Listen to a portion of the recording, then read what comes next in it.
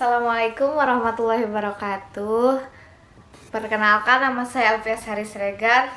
Di samping saya Ada Arifatun Khairia dengan ujung NIM 046. Jadi di sini kami akan podcast terkait mata kuliah Teknik Konsultasi dan Bantuan Hukum. Mari dengarkan. Ya, selamat mendengarkan. Oke, selanjutnya di sini dalam podcast ini kita akan tanya jawab. Pertanyaannya akan diberikan oleh Mbak Arifa. Silakan Mbak Arifa. Ya, terima kasih atas waktunya Mbak Elvi. Izin bertanya ya Mbak. Oke Mbak. Bagaimana menurut Mbak Elvi tentang mediasi itu Mbak?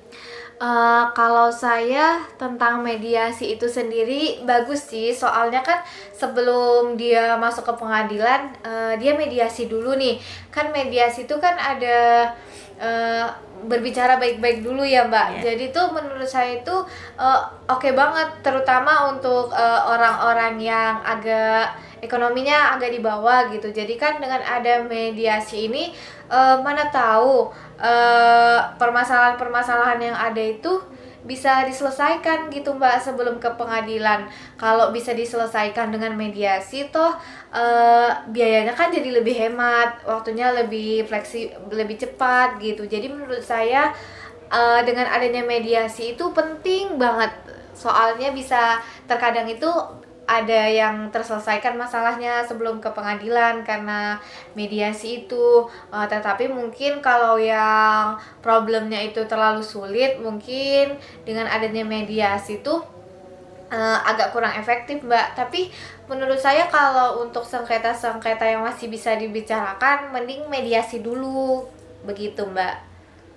Berarti kalau perceraian masih bisa ya Mbak? Kalau perceraian seharusnya bisa Mbak, dengan adanya mediasi itu kan ya udah keluh kesahnya dikeluarin dulu gitu kan. Jadi kan kita biar bisa nyelesain masalahnya itu gimana. Tapi kalau memang udah nggak bisa untuk rujuk lagi ya ke pengadilan untuk ngurus perceraian gitu Mbak. Tapi biasanya itu tuh buat kebanyakan kasus yang kayak perceraian, hak waris gitu aja nggak sih Mbak? Iya, tapi terkadang susah Mbak kalau untuk hak waris. Soalnya kalau biasanya itu kan hak waris itu udah ada surat warisan gitu kan. Biasanya itu udah ngomong baik-baik dulu. Jadi kadang mereka itu nggak oke gitu sama adanya mediasi karena sebagian masalah itu biasanya udah dibicarain dulu baik-baik. Kalau nggak bisa baru masuk ke pengadilan. Makanya banyak juga orang yang menolak mediasi Mbak gitu.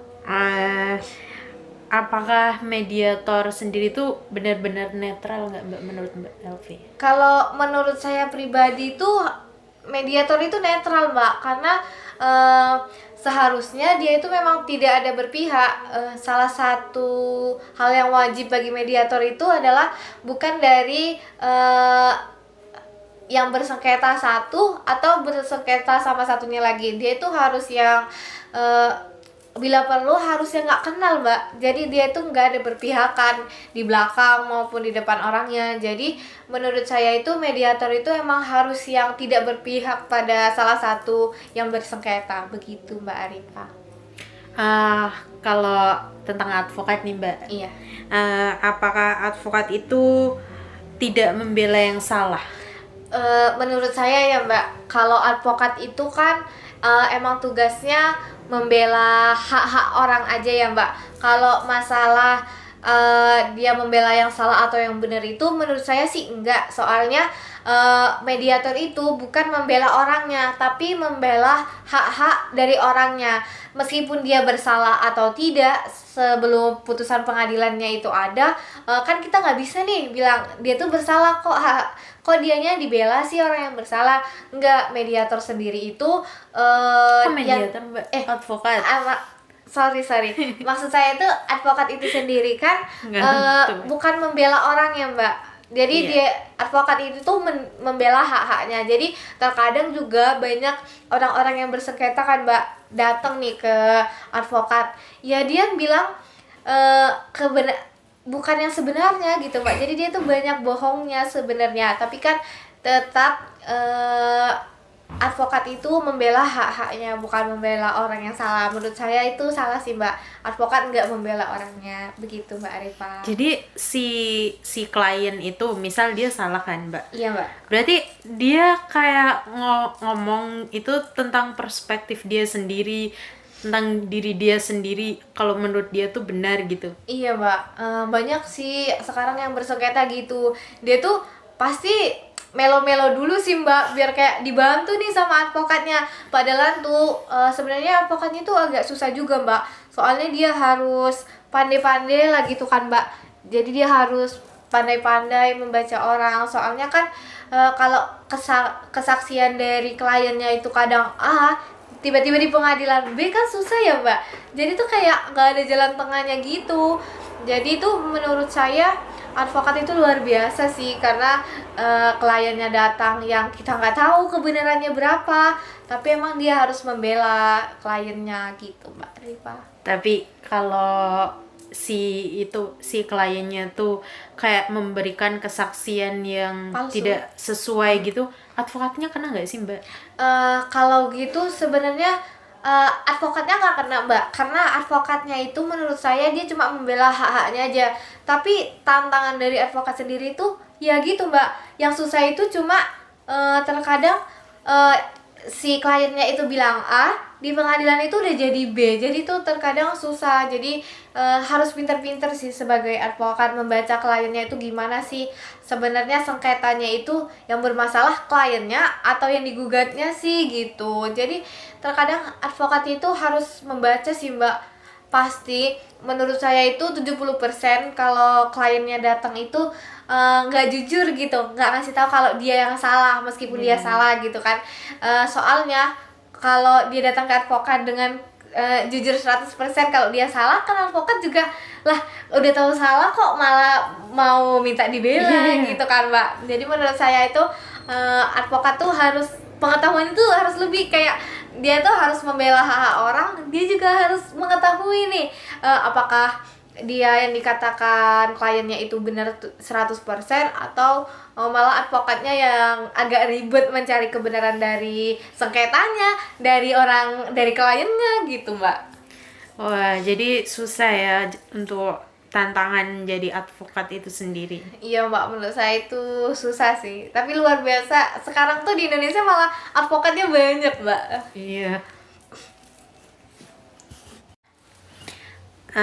Baik, untuk pertanyaan yang selanjutnya nih Mbak, bagaimana terkait klien yang kurang mampu tapi memerlukan jasa advokat itu sendiri?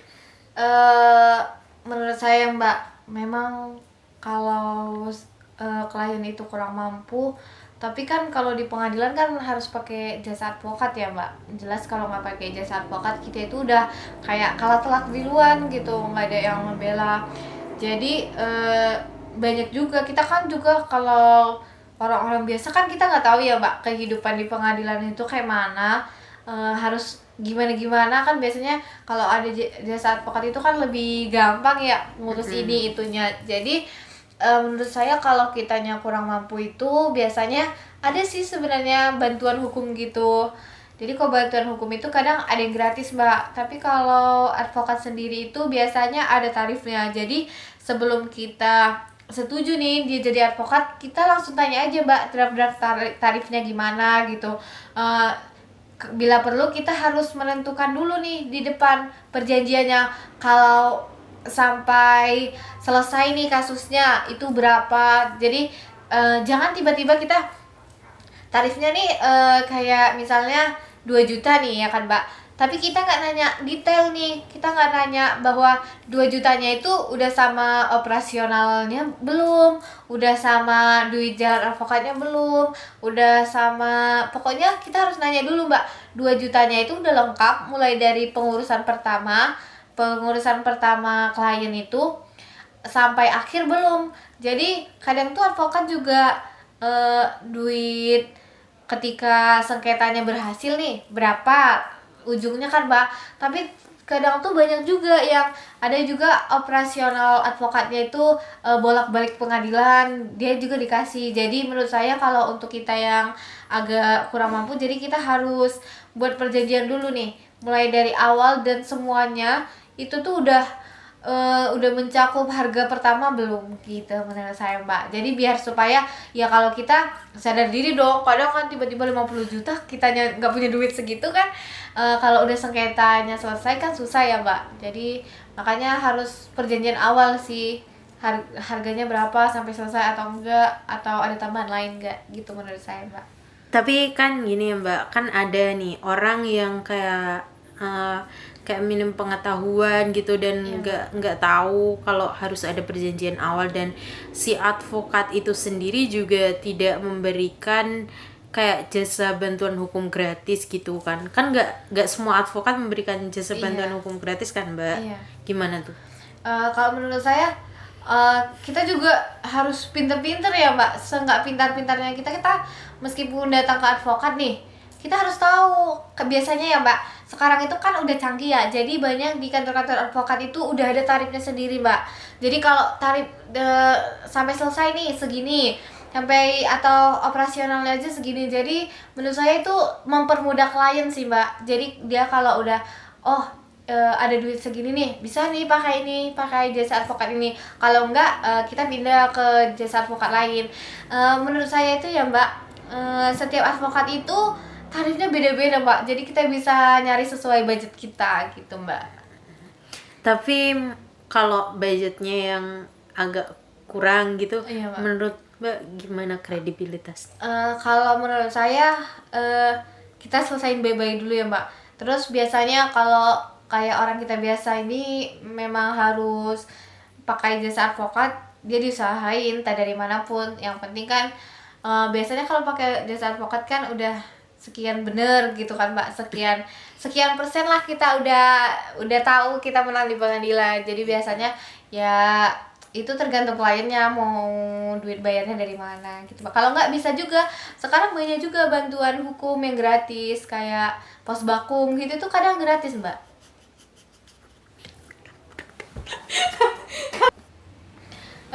Jadi Mbak Arifa sekarang tuh banyak di bantuan-bantuan hukum itu ada juga yang bisa gratis Mbak, tapi dengan menyertakan surat keterangan tidak mampunya gitu Mbak. Jadi harus lengkap persyaratannya ya Mbak. Iya Mbak. Oh iya, pertanyaan yang selanjutnya nih Mbak. Eh, Gimana ya? besar besar mana jasa honor advokat itu sendiri sama mediator menurut Mbak?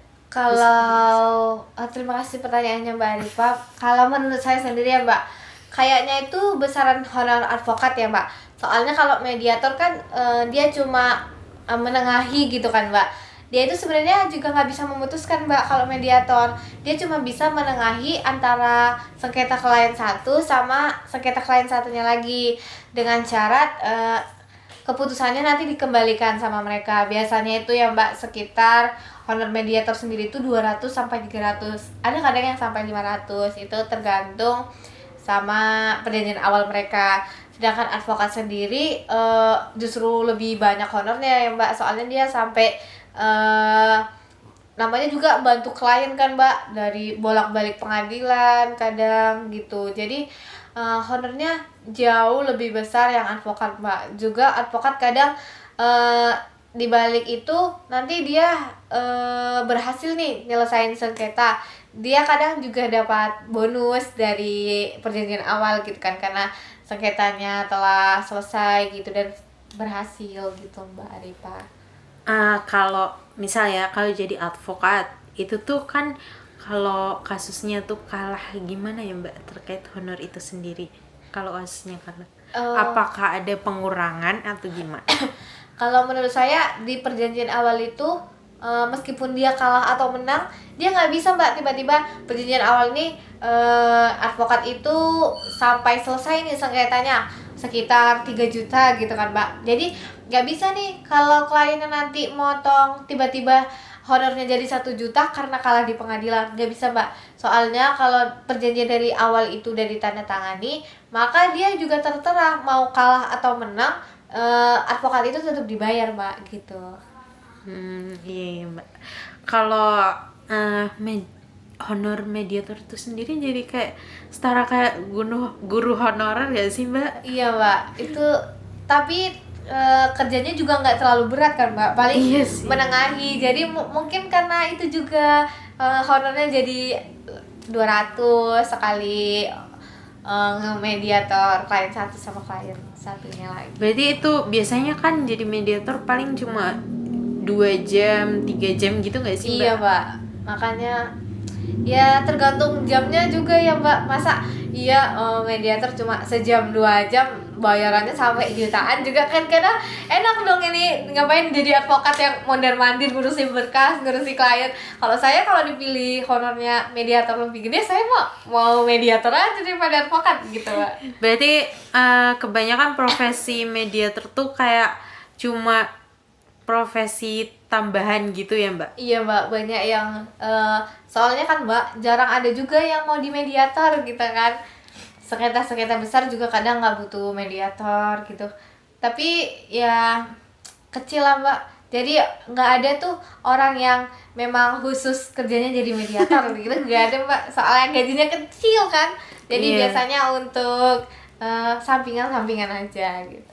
Biasanya juga kebanyakan kalau di PA gitu kayak hakim gitu kan, Mbak, yang jadi mediator. Iya, tiba-tiba ditunjuk aja hakimnya jadi mediator sana gitu, baru dibayar. Tapi kalau hakim bukannya nggak dibayar, Mbak? Enggak Mbak, kalau yang dari pengadilan yang menyediakan nggak dibayar gitu. Jadi mending kalau mau mediator di pengadilan ya Mbak. Jadi dia lebih gratis Iya, malah biar gratis daripada di rumah gitu. keluar uang lagi. Jadi yang pertama itu ada profesi hukum seperti advokat, mediator, paralegal, dan konsultasi hukum, di mana yang tadi itu memainkan peran penting dalam penegakan keadilan dan pelayanan legal di Indonesia. Yang pertama, advokat memiliki tugas utama sebagai pemberi bantuan hukum dan kuasa di pengadilan yang bertanggung jawab melindungi hak klien. Fungsi dari advokat sendiri tidak hanya mewakili dalam perkara hukum, tetapi juga memberikan nasihat hukum, menyusun dokumen, serta berperan dalam mediasi dan negosiasi demi penyelesaian terbaik tanpa konflik berkepanjangan. Profesionalisme advokat sangat bergantung pada kepatuhan terhadap kode etik.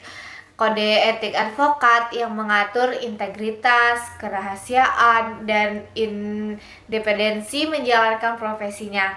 Dalam konteks penyelesaian sengketa di luar pengadilan, mediator memegang fungsi vital sebagai pihak ketiga yang netral, membantu para pihak berkomunikasi dan mencari solusi damai.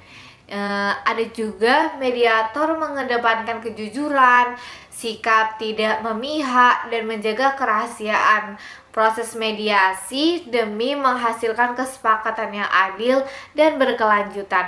Ada juga kode etik, di mana kode etik mediator menekankan pentingnya kemandirian profesi tanpa adanya konflik kepentingan atau upaya pengaruh yang merugikan pihak manapun.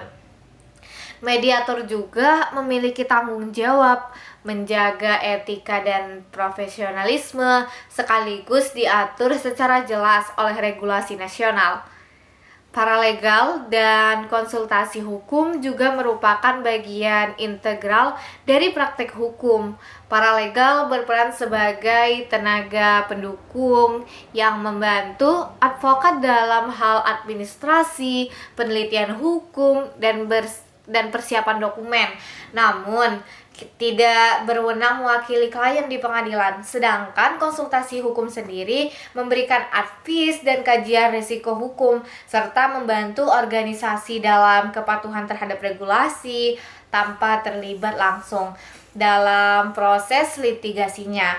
Jadi ada juga yang kedua, yaitu peran ini saling melengkapi, memperkuat ekosistem hukum yang terstruktur. Kode etik advokat juga menegaskan kewajiban menjaga kerahasiaan klien, menghindari konflik kepentingan, dan memberikan advokasi secara jujur dan adil.